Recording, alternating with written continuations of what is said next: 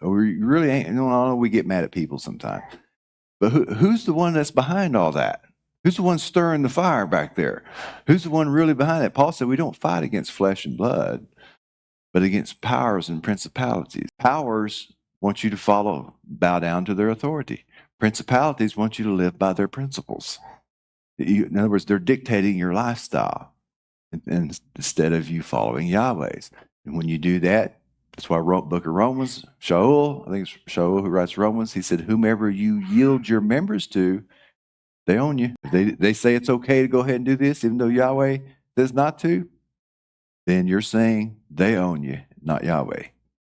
Because there's a time when we all have to make decisions.